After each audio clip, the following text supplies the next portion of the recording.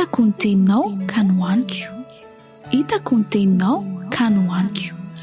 Famerenana ny lesona sekoly sabata ho an'ny lehibe arahinao eto amin'ny Hope Fire Radio miaraka amin'ny imprimerie adventiste. Hitako ny teninao ka nohaniko, hitako ny teninao ka nohaniko.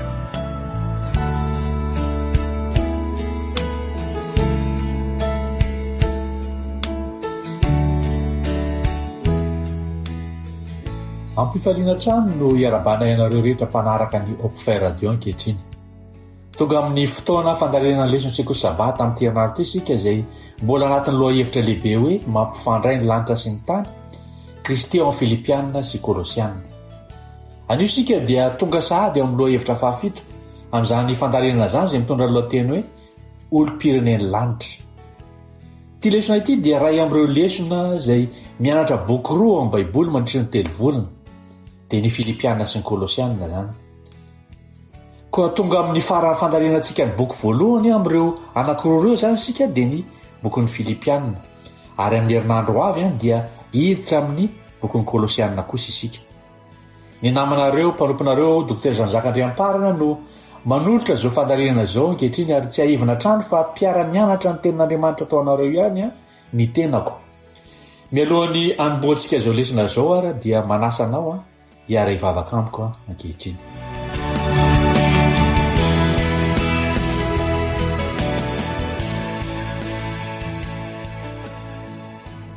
Ry rainay masina tsara indray an-danitra, midera mankalaza ary misaotra ny anaranao izahay noho ny tombonandro izay mbola omenao anay anio ankehitriny. Matsiaro nefa izay fa mpanota noho ny tsy famendrehanay ary mangataka amin'ny famindraponao Tompo mba hasarony anay. Mamelà ny heloka mampadisoanay. Misaotra anao izahay ankehitriny noho ny nanomezanao anay ny epistily nosoratan'i Paoly tao am-pigadrana ho anay amin'izao taranaka izao. Mangataka amin'ny fananao masina Tompo mba amenoanao ny sainay, ahaizanay atakatra izay tianao ambara aminay anio. Ary aoka izay tsiraray avy izay maheno izany afatra izany mba ahay hiaina sy hanatanteraka ny torohevitra izay atolotra ao anay ankehitriny. Taio manokana ary ty namako ity izay miaino ny Hope Fire Radio eto. Ny fahasoavanao ampizarany Tompo no ary tsy isanandro sanandro amin'izy ireo tsiraray avy ary aminay ihany koa. Fa tonoana izao vavaka izao noho ny amin'ny anaran'i Jesosy. Amen.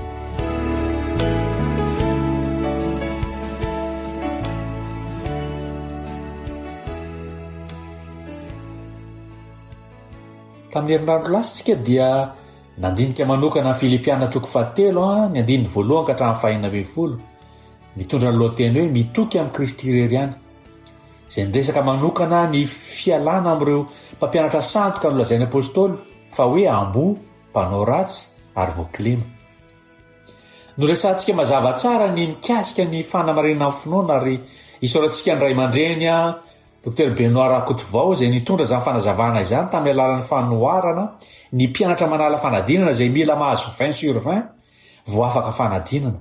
Tsy misy olombelona nefa afaka azo izany isa 20/20 izany amin'ny fitandremana ny lalàna, fa mila fahasoavan'i Kristy isika izay raisina ampinoana mameno izany isa izany ho 20/20.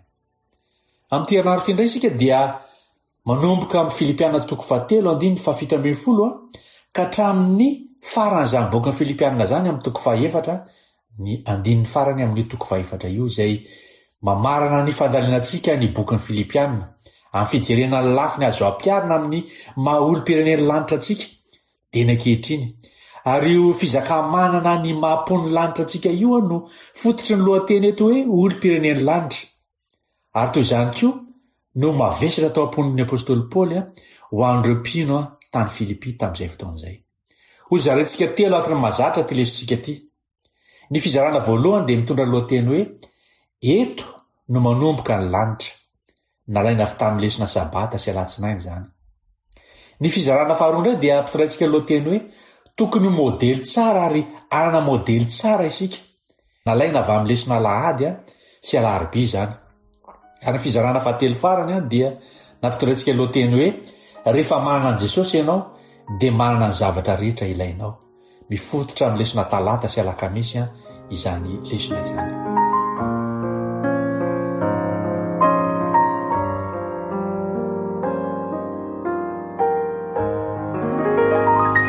eny ary iroso avy hatrany amin'ny fizarana voalohany amin'ity leson'ity sika izay mitondra lohateny hoe eto no manomboka ny lanitra ary nalaina avy amin'ny lesona sabata sy ny alatsinainy izany. Ny torohevitra azo ampiarina rehetra omen'ny Paoly eo mpamarana Filipianina dia miorina amin'ny hoe olo-pirenen'ny lanitra sika amin'izao fotoan'izao. Manasa antsika hamaky izay voasoratra ao amin'ny Filipianina 4 ny 10:20 ka hatramin'ny 1:20. Filipianina 4:10 ka hatramin'ny 1:20 rehefa hitantsika izany dia ovagitsika amin'ny anarana Jesosy hoe ry rahalahy, aoka samy anahaka ahy ianareo ka dinio izay mandeha tahaka ny nananareo anay ho marika. Fa maro no mandeha izay fa nolazaiko taminareo matetika sady mbola lazaiko aminareo amin'ny fitomanina koa ankehitriny fa fahavalo ny azo fijalian'i Kristy ireny. Fahaverezana no hiafarany, ny kibony no andriamaniny, ny famenarany no voninahiny, fa misainany amin'ny zavatra ny tany izy. Fa ny fanjakantsika dia any an-danitra ary avany koa no iandrasantsika mpamonjy dia Jesosy Kristy Tompo, izay anova ny tena fietrena tenantsika ka hitovy endrika amin'ny tena voninahiny araka ny fiasan'ny heriny izay ahaizany ampanaiky ny zavatra rehetra ho azy. Raha tsy ahivana tamin'ny lesona tamin'ny herinandro lasa dia niresaka ny momba ny fomba fihezantsika makany amin'izany tanjon'ny fataterahana izany sika dia ny tanjona ho tahaka an' Jesosy amin'ny fomba rehetra. Tsy tratra ny herin'ny tenantsika nefa ilay tanjona fa sofa teo ilay fahasoavan'i Kristy izay nameno izany tamin'ny alalan'ny fanahy masina. Hita ny toe-pontsika, hita ny safidy izay ndraisitsika, hita ny finiavantsika amin'izany fanatrarana tanjona izany ka dia izy no manatanteraka ny zavatra tsara rehetra ao anatintsika amin'ny fiainantsika sy ny toetrantsika. Ary mazava ho azy, izany no fenitra ho an'ny lanitra, izany no andrafitra ny fiarahamonina rehetra ny an-danitra, ny olona manana izany toetran'i Kristy izany. Ary koa rehefa mamarina taratasy no ampiny tany Filipi Paoly dia miresaka momba ny fomba fiainana, fomba fisainana izay tokony hananana ny lafiny azo ampiarina izany amin'ny endriky ny fiainana any an-danitra. Malina ny mahita fa raha niresaka tamin'ny herinandro lasa momba ireo mpampianatra sandoka sy mpapirisika ny fomba jiosy ny amin'ny famorana sy ny lalàna isika ary ny fomba ilazana hoe hoay move ny fanarana lalàna tsy mikendry ny ambony indrindra. Reto olona reto nefa dia izao, tsy mikendry ny ambony indrindra akory izy ireo fa ny kibony ny voalaza fa Andriamanina.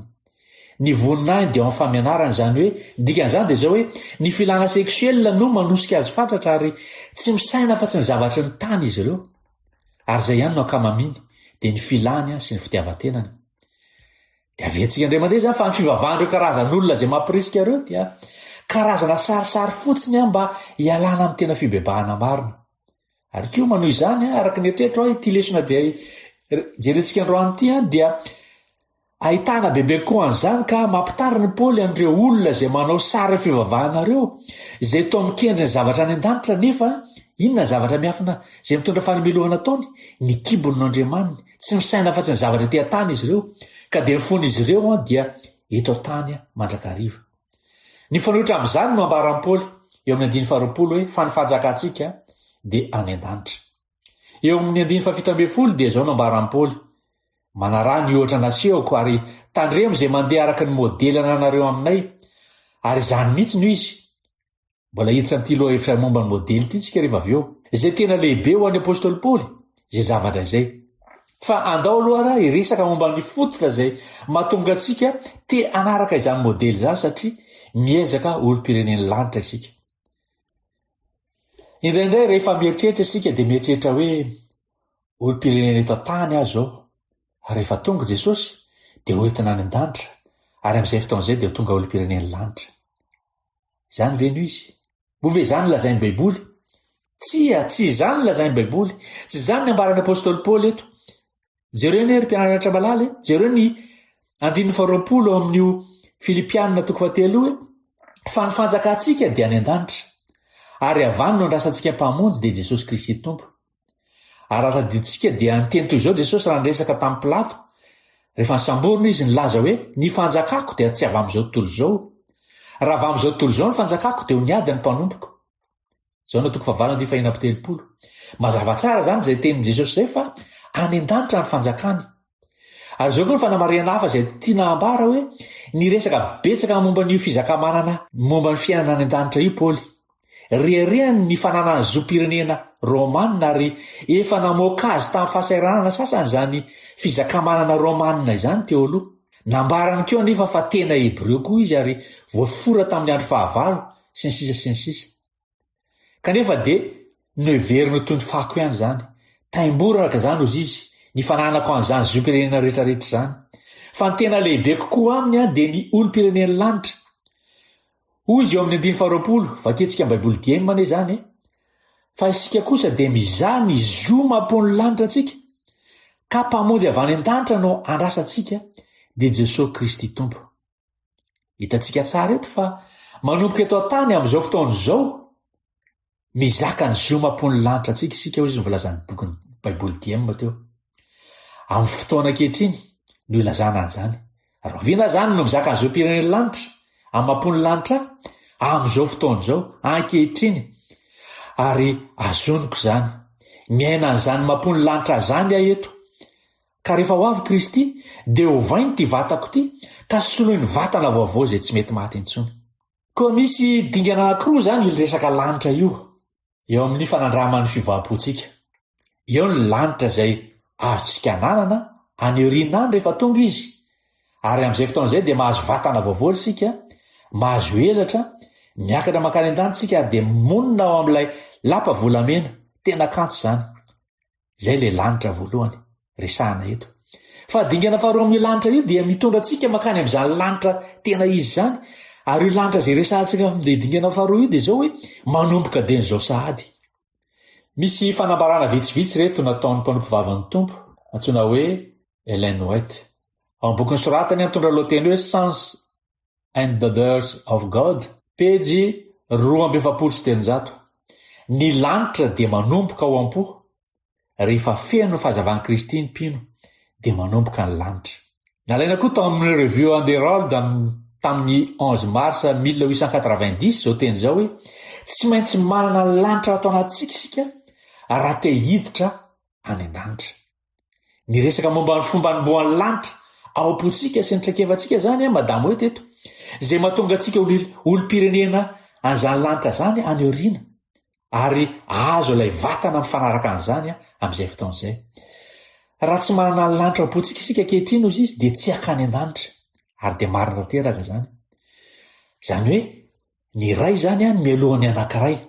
Zany hoe ilay fananana lanitra ao am-po zany no mialoha ny fahazahoana n'ilay lanitra zay tena izy any an-danitra zay homanina ao antsika. Ka moa ve hevitry ny apôstôly Paoly samirery fotsiny zany? Ny apôstôly Jaona ihany koa dia nanambara ao amin'ny Jaona 1:7 manao hoe ry malala ankehitriny aza de zanak'Andriamanitra isika nefa tsy mbola naseho zay ho toentsika ratrizay. Fantatsika fa raha iseho izy de ho tahaka azy isika fa ho hitantsika izy de zay tena endriny tokoa. Ary zay rehetra manana izany fanantenana miorina izany de manadio ny tenany mba hadio tahaka azy. Tiako zany hoe ry malala ankehitriny aza de zanak'Andriamanitra isika. Ary fanapan'izany de zao hoe tsy mbola naseho zay ho toentsika ratrizay fa fantatsika fa raha iseho izy de ho tahaka azy isika. Ary jereo fa tsy milazy apôstôly Jaona eto hoe atao tahaka azy isika rehefa miseho izy, tsy izay ny lazaina eto fa ozy izy hoe hitako fa hoe ankehitriny vanim-potoana teneniny eto hoe tonga tahaka azy isika. Raha miseho izy vanim-potoana ankehitriny de tonga tahaka azy isika. Amin'izao zany isika no tonga tahaka azy. De ahoana ny toyiny? Ary zay rehetra manana izany fanantenana izany ao aminy de manadio ny tenany. Fotoana ankehitriny zany mba ho madio tahaka azy. Koa misy zany lanitra ankehitriny zay manomana antsika amin'ilay lanitra aneoriana. Zay zany rotraka zay no azo andikana azy. Misy fanambarana lehibe toy izao koa amin'ny lesona sabata tolakandro amin'ny paragrafy 7 manao hoe ity no zava-dehibe indrindra. Tsy tokony ametraka ny fanantenantsika amin'ny rafi-pitondrana eto an-tany isika zay mandisy fanantenana mandrakariva. Olom-pireneny fanjakan'Andriamanitra isika amin'ny maha-kristianina antsika ary miaina antsika ireo tombontsoa lehibe miaraka amin'izany. Misy andraikitra koa anefa tsy misaraka amin'izany. Koa tsy resaka taratasy fotsiny ny hoe heverina olom-pirenena any an-danitra isika na izao de zao aza. Fa tena tonga olom-pirenena tokoa isika ary tsy maintsy mampiatra izany. Afaka mandray tompontsoa an'izany fizakamanana izany isika ary tsy maintsy mampiatra ny andraikitra sy ny adidin'izany koa ary mety tsara izany. Izay no andrasana amin'ny olom-pirenen'ny lanitra. Ny baiboly dia miantso antsika hoe iraka Kristy na hoe ambasadora. I Paoly amin'ny toerana samihafa amin'ny baiboly soratana eo dia manondro antsika hoe iraka. Ny iraka na ny ambasadora dia misolo tena ny firenena anankiray hafa. Ary raha iraka ambasadora sika dia tsy olom-pirenena avy eo amin'ny toerana io no misy antsika zany. Ny tiana holazaina zany dia zao, ny fijery baiboly antsika dia zao hoe misy olo tena firenena hafa atsika dia ny lanitra zany. Hevitra tsara zany, fa tsy voantso isolo tena ny tany any an-danitra fotsiny sika, fa natao isolo tena ny lanitra eto an-tany. Averiko indray mandeha, tsy voantso isolo tena ny tany any an-danitra fotsiny sika, fa natao isolo tena ny lanitra eto an-tany. Araka io fizakamanana ny mampony lanitra any an-danitra antsika io, dia everiko fa zava-dehibe ny misaintsaina an'izany fa hoe olom-pirenen'ny lanitra ao ankehitriny. Ny dingana faharoa amin'izany resantsika zany dia rehefa ho avy indray Jesosy. Averina indray ny voalaza hoe avany no andrasantsika fatratra mpamonjy dia Jesosy Kristy tompo. Ao amin'ny Filipiana 4:20 dia milaza hoe izay anova ny tena fietretenantsika ka hitovy endrika amin'ny tena voninahiny. Jereo fa vanim-potoana ho avy io voalaza io ka hitovy endrika amin'ny tena voninahiny. Hanova ny tena fietretenantsika hitovy amin'ny endriky ny tena voninahiny. Vanim-potoana ho avy zany, araka ny fiasan'ny heriny izay ahaizana ampanaiky ny zavatra rehetra ho azy. Jereo ihany koa fa vatana raiky io no voalaza eto fa hovaina ka hitovy endrika amin'ny tena ny voninahiny, resaka vatana zany, araka ny fiasan'ny heriny izay ahaizana ampanaiky ny zavatra rehetra ho azy. Mba hitovian'ny vatana amin'ny vatan'i Kristy izay be voninahitra araka ny fiasan'ny heriny izay ahafahany mandresy ny zavatra rehetra hanoa azy. Koa ny hery manova ny fo ankehitriny no anova n'izay vatana zay amin'izay fotoana izay. Ka dia ny fiovam-po zany sy ny hery magaga an'Andriamanitra ihany no ampiarina fandrona eto amin'ity indray mitoraka ity dia amin'ny vatantsika ara-nofo zany izay isaoran'ny tompo amin'izay zavatra izay. Ary tena zavatra mahafinaritra zany. Miverimberina ao baiboly indrindra fa i apôstôly Paoly amin'ny asa soran-drehetra sy ny apôstôly Jaona ihany koa miresaka momba an'io fomba fiaina idealy amin'izao fotoana izao io fiomanana amin'ny anaoriana. Efa avoakitsika ny Jaona 1:7 saingy taloha kely an'izay anome ohatra aingana ao amin'ny Jaona 1:2 dia manoratra izy momba ny hoe fomba ahafahantsika miandra-pitokiana izany fiverenana Jesosy zany. Zao voalaza ao. Ary ankehitriny anaka, tomera ao aminy mba ananantsika fahasahiana. Raha iseho izy ka tsy homenatra eo anatrehany amin'ny fiaviany. Tiako zany hevitra zany. Ankehitriny miray aminy isika mba atonga amin'ny fisehoany. Ny dingana faharoa amin'ny lanitra raha sitraka reo dia ny fiavian'ny tompo fandrona.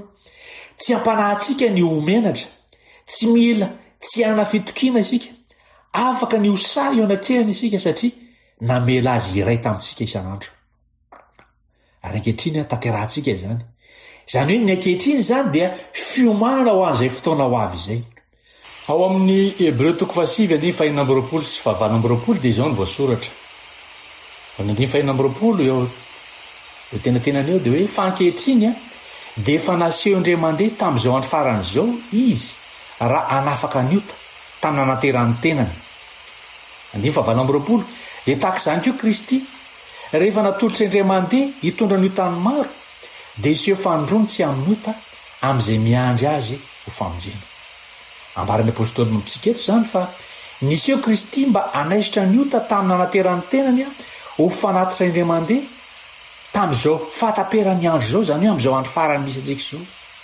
Saingy milaza izy fa iseho fandrony ho an'ireo izay miandry azy fatratra, tsy amin'ny ota intsony fa ho famonjena. Ny 7 eo amin'ny bokin'ny Hebreo manko dia miresaka momba an' Jesosy amin'ny mampisorona be azy. Ary ny hevitra ray manontolo ao dia manaisotra ny ota izy. Ankehitriny rehefa ho avy indray Kristy dia tsy ho avy amin'ny mampisorona be azy intsony, fa ho avy amin'ny mampanjaka ny mpanjaka tompony tompo azy. Ary ny mpanjaka dia tsy mifandray amin'ny resaka fanavotana intsony fa mifandray amin'ny fitsarana.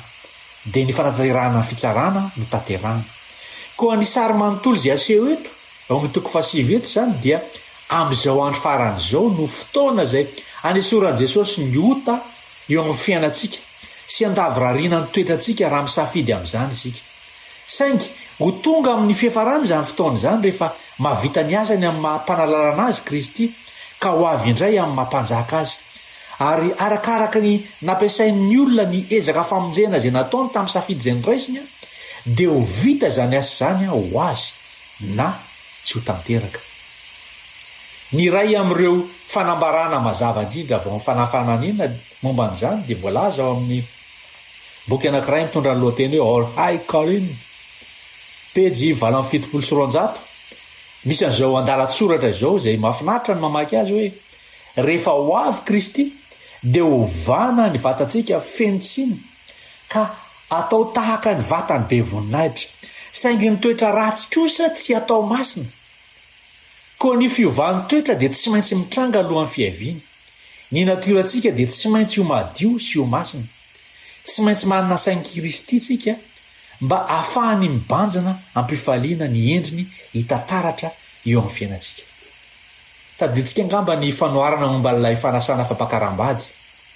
Samy manana ifandraisana amin'ity fitafiana mariazy ity sy ity fiovan'ny toetra ity ny fanoharana momba fampakaram-bady eo amin'ny Matio 2:20 sy ny Matio 2:20. Raha dinetsika izy ireo dia misy ifandraisany amin'io hevitra hoe tsy azo ovaina ao anatin'ny raim-pimasy io ny toetra. Tsy maintsy ovaina ankehitriny izany. Tsy azonao ahembotra amin'ny minitra farany izany. Marina tanteraka izany. Inona ny aton'izany ho isika? Ny antony, ny vatana dia mora ho an'Andriamanitra ny manova azy. Ny vatana dia azo omena fotsiny. Nomena ny Adama izany vatana izany ohatra. Namboariny tamin'ny fotaka fotsiny dia nofony ny fofinaina. Ny vatana dia tsy olana. Ary zavatra mitovy amin'izany no hitranga koa amin'ny fotoana fiavian'i Jesosy io. Tsy izay no apahany sarotra fa ny toetra araka ny mahatoetra azy dia tsy azo omena olona fotsiny. Tsy afaka manome toetra ho an'ny olona ray fotsiny ianao. Tsy maintsy misafidy izany izy ireo. Rehefa mandeha ny fotoana miaraka amin'ireo safidy ireo sy ny fahafahana misy. Azao koa nitadio. Tsy hoe tsy hanova ny toetrantsika Andriamanitra fa tsy afaka manova ny toetrantsika Andriamanitra. Tsy zavatra azonao atao anatin'ny fotoana fohy. Tsy misy fandehanany fotoana izany fanovana toetra izany. Tsy afaka manao an'izany Andriamanitra raha tsy hoe anga nampiasa hery an'terisetra kanefa tsy afaka hanao an'izany izy. Tsy hanome hery, tsy hanery anao hanao an'izany izy fa mamela malalaka ny safidinao. Tsy maintsy misy zavatra fidintsika izany. Ary tsy misafidy toetra indray mandeha fotsiny ianao fa misafidy an'izany amin'ny alalan'ny safidinao isan'andro isan'andro. Ary fiverimbererana an'izany safidy raisinao izany no mahatonga n'izy lasa toetra anao. Ny safidinao isan'andro no manorona an'izany toetra anao izany. Raha fitirana izany izy ity fizarana voalohany ity dia izao hoe amin'ny maha-kristianina antsika dia olo-pirenen'ny fanjakan'ny lanitra isika. Ary ny aina an'izany maha olo-pirenena izany dia misy tombontsoa. Tombontsoa mahafinaritra kanefa misy koa ny andraikitra. Rehefa miveriny Kristy dia hanome antsika vatana any an-danitra izay mifanaraka amin'ilay toetra any an-danitra izay nivolavolaintsika tetỳ tany tamin'ny alalan'ny fahasoavany. Koa rehefa ho avy Kristy dia vokatry ny toetra izay efa nivolavolaintsika tamin'ny alalan'ny safidy fotsiny izany. Safidy izay nitohy isan'andro ary avy eo ny fanomezana vatana vaovao izay mifanaraka amin'izany. Ary ny zavatra tsara indrindra dia izao hoe koa manana izany fomba fijeriny an-danitra izany tao an-tsainy Paoly fa olo-pirenen'ny lanitra isika ankehitriny. Ary rehefa indray andro any ka hiverina izy ny torohevitra izay niresahana eto dia azo ampiarina koa ho antsika tsiraray avy. Koa inona ary? Inona no ataontsika mandritra an'izay fotoana izay? Ny valy izany fantany izany dia mampiditra antsika indray amin'ny fizarana faharoa amin'izao lesona izao. Hiditra avetrany indray amin'ny fizarana faharoa ary isika.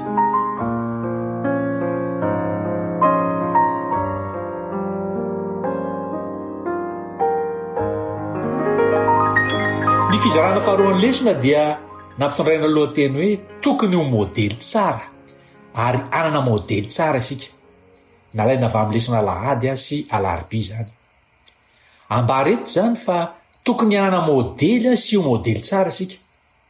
Andeha averintsika vakina indray ny Filipiana 4:7 ny 9:17.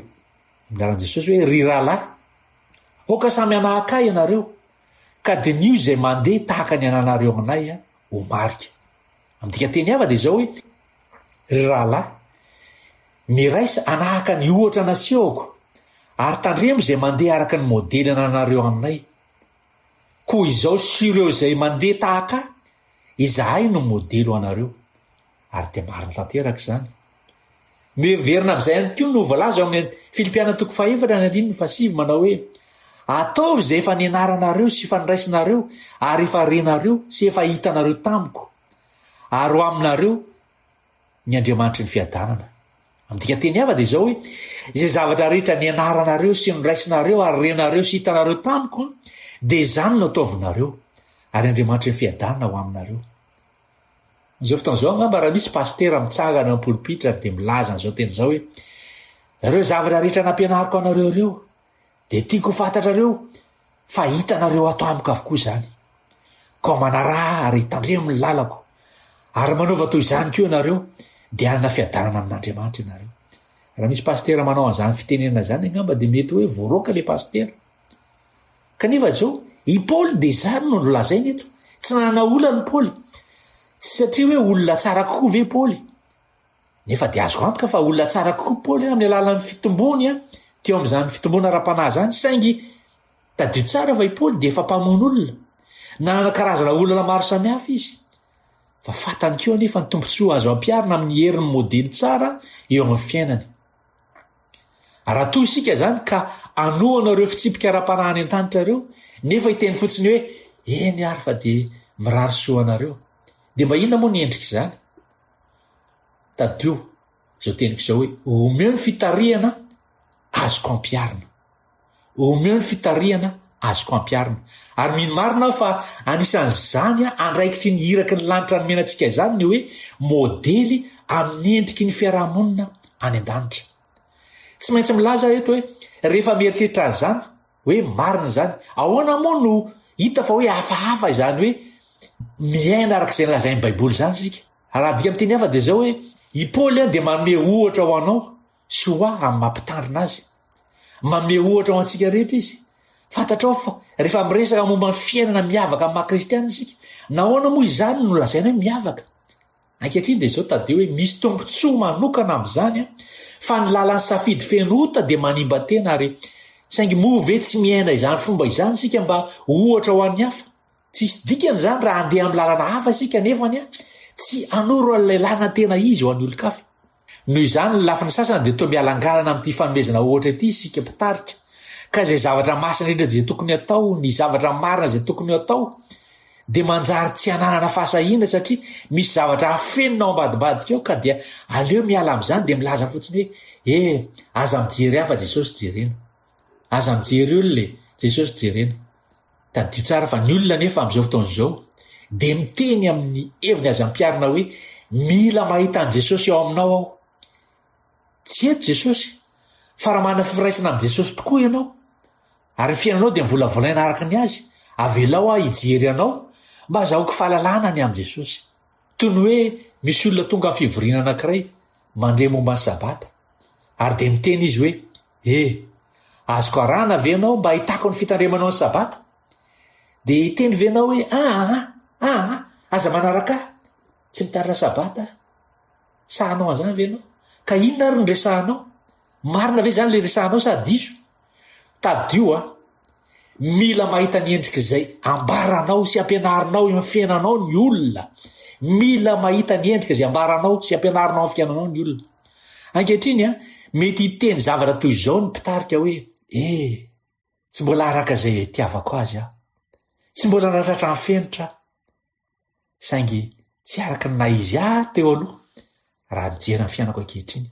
Avelao ilaza aminao momba izany de mijoro vavolombelona le pastera na le mpitarika de ho fantatrao fa isy fahasahi-mafana azo ny olona jerena ary ho fitahiana ho azy ireo zany. Malina ny mahita fa mandrisika atsika koa i Paoly mba andinika ny fitondrantenan'ireo zay tsy mahatoky mba azahoana antoka fa tsy hanaraka ny ohatra ratsy zay aseho an'ireny olona reny isika. Hitantsika izany eo amin'ny Filipiana 4:7-10 manao hoe aminaran'i Jesosy hoe fa maro no mandeha zay fa nolazaiko taminareo matetika sady mbola lazaiko aminareo amin'ny fitomanina koa ankehitriny fa fahavalony azy fijalian'i Kristy reny fa verezana no efa rany ny kibony no andriamaniny ny famianarany no voninahiny ny fampisainany amin'ny tany izy. Romana toko 2 koa 7 dia milaza zao Paoly hoe minaran'i Jesosy fa izao mananatra anareo rahalahy mba hitandrany amin'izay mahatonga ny fisarahana sy ny fatafitohinana tsy araka ny fampianarana efa nianaranareo miala amin'ireny olona ireny. Raha dika amin'ny teny hafa zany dia zao hoe miteny Paoly hoe mario ireo izay mpanao ratsy ary amin'ny ankapobeny dia fadio izy ireo aza manana fifandraisana amin'ireny akory. Koa azo everina zany fa hijeriny manodidina eo am-piangonana isika dia hita ireo tena manaraka sy ireo tsy manaraka ary milaza Paoly hoe aza mifangaro amin'izay mahazo aina amin'ny ratsy fa mitadava olona izay manao ny tsara mandrakariva ary manara azy ireo eo amin'ny fiainanao manokana. Ary Paoly dia manambarina zany fanambarana zany fa raha manaraka modely mpivavaka isika dia lasa ho modely ihany koa ho an'ny hafa. Ny fomba toy izany izay maneho fiainana tsy amin'ny teny lazain'ny kristianina fotsiny ihany fa amin'ny asa izay ataon'ny kristianina indrindrindra ihany koa dia tena mampiely ny filazantsarany Kristy izany. Ohatra, ao amin'ny Filipiana 4:5 dia milaza Paoly hoe aoko fantatry ny olona rehetra ny fandeferanareo efa mbiakaiky ny tompo. Tesaloniana voalohany koa toko 1:5-7. Tesaloniana voalohany toko 1:5-7 milaza Jesosy dia milaza koa hoe fa ny filazantsara anay tsy tonga teo aminareo amin'ny teny ihany fa amin'ny heriko sy ny fanahy masina ary ny fahatokiana be araky ny fahafantaranareo izay toetra ny fitondrantenanay teo aminareo no ny aminareo. Ary ianareo efa nanahaka anay sy ny tompo satria nandray ny teny tamin'ny fahoriana be mba amin'ny hafaliana avy amin'ny fanahy masina ka dia tonga ny fianarana ho amin'ny rehetra ny Makedonia sy Akaia ianareo. Amin'ny Baiboly Katolika dia izao vakan'izany teny zany. Eo amin'ny 5 satria ny fitorianay ny evanjely tany aminareo dia tsy tamin'ny teny ihany fa tamin'ny heriko sy tamin'ny fanahy masina ary tamin'ny fampekena tanteraka satria fantatrareo koa izay toetranay tany aminareo amin'ny fanonjenanareo. 9 no ianareo nandray ny teny tamin'ny fahoriana be sy tamin'ny hafaliana avy amin'ny fanahy masina dia tonga manahaka anay sy ny tompo ianareo. 7 ka tonga fakatahaka ho ampiny rehetra any Makedonia sy Akaia kosa indray. Jereo tsara fa miteny eto amin'ity Baiboly Katolika ity ny fanambarana hoe koa tonga fakatahaka ianareo ary tena marina zany toy ny hoe ohatra ho anareo zahay mba hahafahanareo ohatra ho an'ny hafa ihany koa. Ary koa nilaza izy hoe ny filazantsara ny dia tsy tonga tany aminareo tamin'ny teny ihany fa tamin'ny hery. Ary hoana no ahitana zany hery zany tao amin'ny fiainana izay niova izay nentiny ary avy eo ianao nanaraka zany ohatra zany ka tonga ohatra ho an'ny hafa ary dia niely tamin'izany ny filazantsara tamin'izao tontolo izao. Ny filazantsara zany dia tsy hoe afatra fotsiny fa vokatry ny afatra eo amin'ny fiainan'ilay mpitondra afatra. Ny filazantsara dia tsy afatra fotsiny fa vokatry ny afatra eo amin'ny fiainan'ilay mpitondra afatra ary zany no izahan'i Paoly ampitaina eto. Ankehitriny mifandray tsara amin'ny lesona tamin'ny herinandro lasa zany fa ity fiovana ity dia tsy mora na hoe tsy misy ezaka na hoe pasiva fotsiny fa azo atao tsara ao amin'ny herin'i Kristy. Inona moa ny soa antsika kristianina ny hoe miaina fiainana azontsika iainana nefa amin'ny herin'ny tena ihany fa tsy misy ny herin'i Kristy na ny fanahy masina. Moa ve tsy ny fototry ny maha-kristianina no mampiseho fa miavaka isika noho ny amin'ny Kristy izay ao anatintsika amin'ny alalan'ny fanahy masina? Averina indray lazaina amintsika ao Filipiana 1:1 fa tokony hiorina mafy ao amin'ny tompo isika.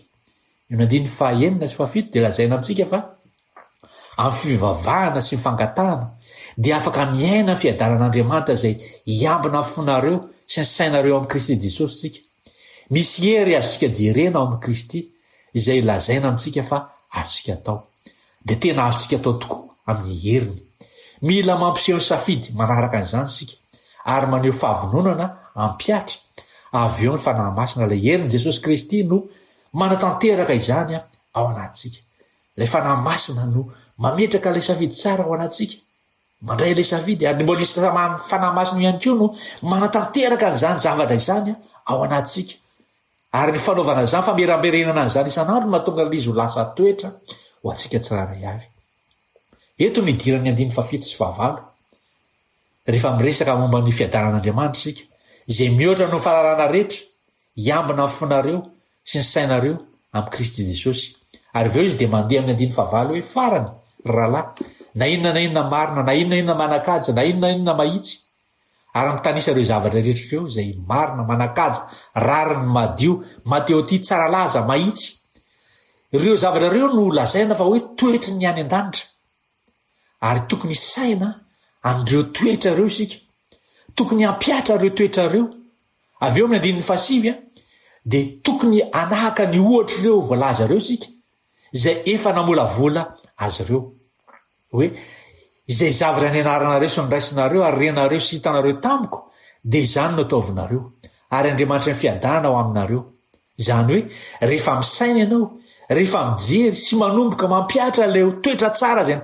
tansaintsika teo reo hoe marina manakaja rarina madio mateo ty tsaralaza mahitsy de amery anao Andriamanitra amolavola an'izany ao anatinao ary iambina ny fonao amin'ny ota izy ary iaina le fiovan'ny fiainana zay atonga anao olo-pireneny lanitra am'izao kehitreny zao misy noty keliko eto mba nyteny hoe miambina amin'ny fonao de ny hoe dikan'izany amin'ny teny grika de hoe froreo izay milaza rabaky teny hoe andeha tafika miambina tanàna iray manontolo amin'ny fanafiana ka dia iambina atsika amin'izany fanafiana izany Andriamanitra ary amindra atsika amin'ny lalana marina izany hoe ireo fampanantenana lehibe avy amin'Andriamanitra rehetra reo dia taterahany avokoa ananana le toetra tsara maolo fanjakany lanitra atsika avy eo arovany tsy ala aminao zany toetra izany raha fitinina zany ty fizarana ty de zao hoe raha mikasaka ny olo-pireneny matokany lanitra isika de mampirisika atsika Paoly mba ampifanaraka ny fiainatsika amin'ny azy sy amin'ireo mpitarika matoky hafa rehetra mampirisika atsika koa izy mba anamarika ny fitondrantenan'ireo zay tsy matoky mba azahoana antoka fa tsy anaraka ny ohatra raisin'ireo isika rehefa manaraka ireo modely tian'Andriamanitra isika de lasa modely ho an'ny hafa ihany koa mitarika atsika amin'ny fizarana fahatelo farany izay fanambarana zay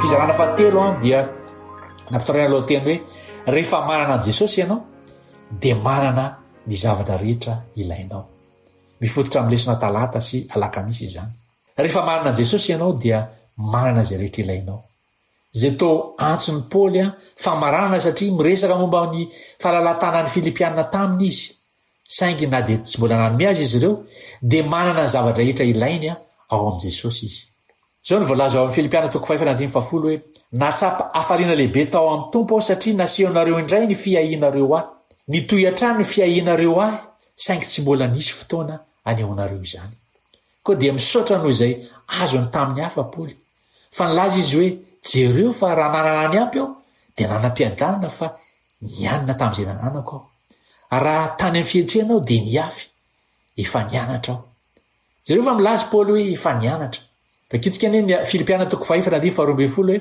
mahay mivelona amin'ny fahantrana ary mahay mivelona amin'ny fananam-be na aiza ary na amin'inona na amin'inona de efa nampianarina ny voky sy honoana ary anambe sy ahantra aho efa nianatra aho izy apôstôly Paoly efa nampianarina aho eo amin'ny Filipianina 5:1 de zao dika teny diemina hoe tsy noho izao sahirana no tenenako toy izao fa efa nianatra ny ianina amin'izay ananako aho jereo fa hoe efa nianatra zany efa nanana traikefa zany i apôstôly Paoly nefa zao izy karazan'olona zay raha nanome zavatra betsaka azy ianao de ho salama tsara izy ary raha nanome zavatra kely azy ianao de mbola salama tsara ihany koa satria efa nianatra ny zavatra rehetra izy tsy hoe satria nanana zay karazana maizy azy zay na zay natiora zay izy tsy zay mihitsy akory everiko fa ty zavatra tsara izy saingy nianatra izy fa Kristy ihany koa no ilainy ny zavatra hafa rehetra dia tombony fotsiny amin'izay fananana ny Kristy zay ary zay no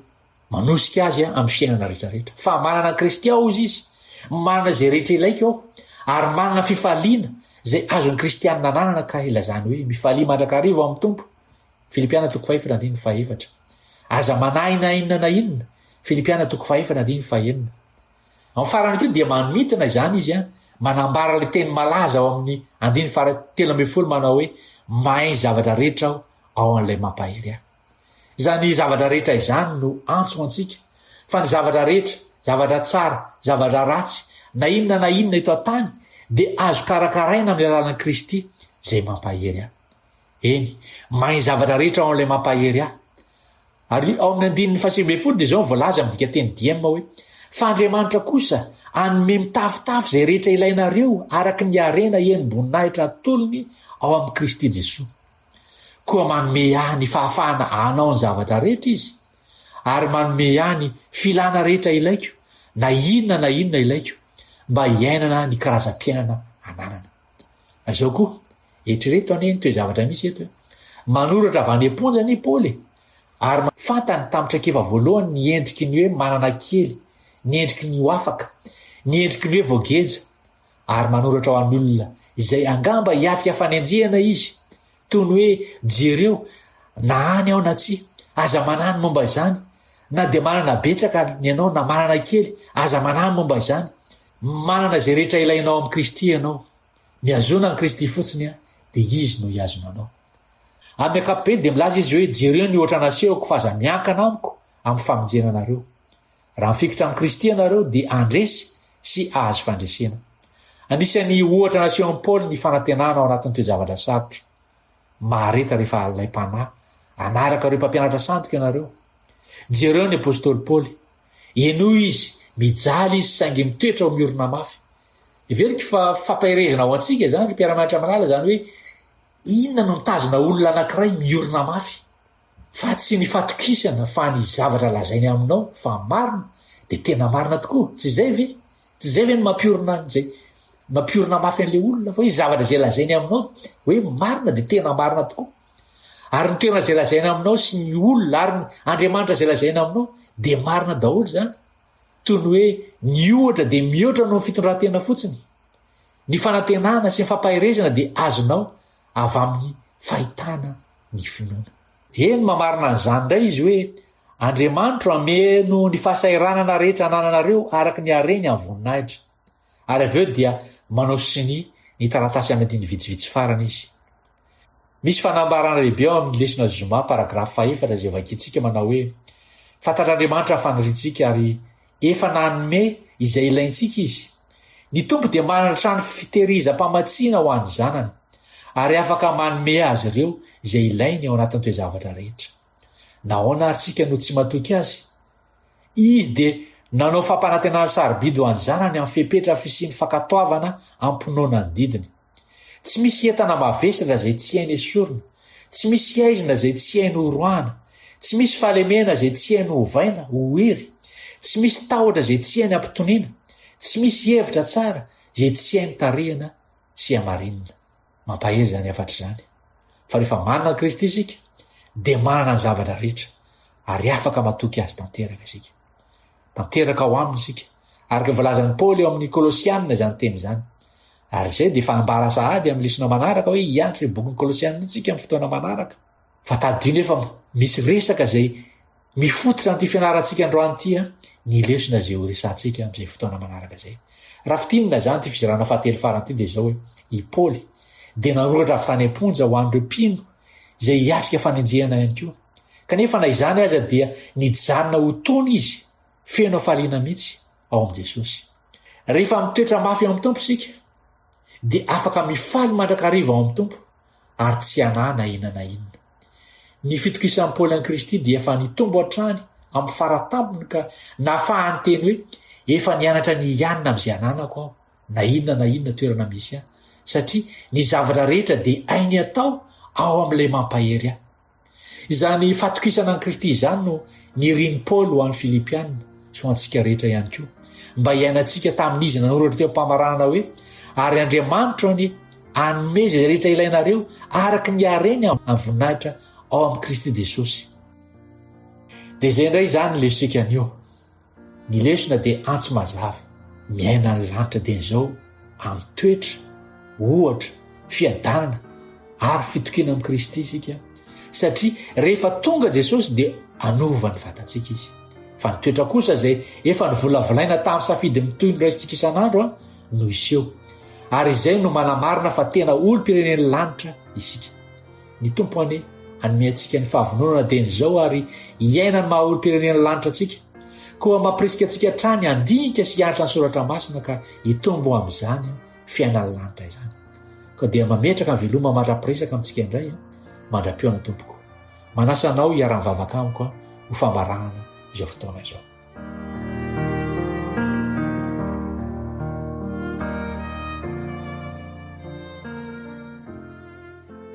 Raina eo masina tsara izay ny an-danitra misaotra anao zahay fa famparezana lehibe tokoa no nyraisinay avy tamin'ny teninao.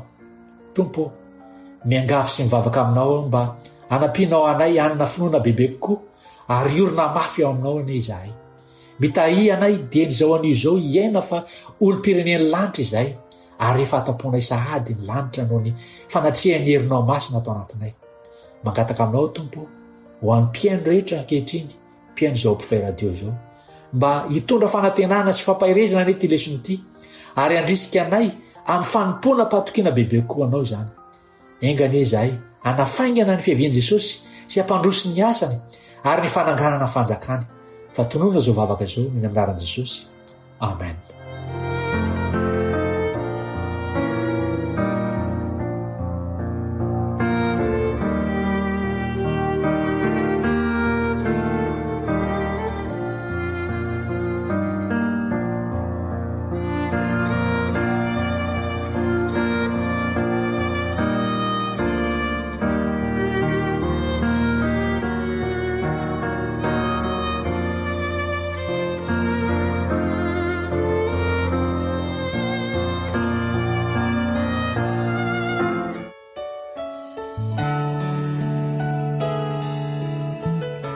Hitako ny teninao ka nohaniko. Hitako ny teninao ka nohaniko. Famerenana ny lesona sekoly sabata ho an'ny lehibe arahinao eto amin'ny Hope Fire Radio miaraka amin'ny imprimerie adventiste. Hitako ny teninao ka nohaniko. Hitako ny teninao ka nohaniko.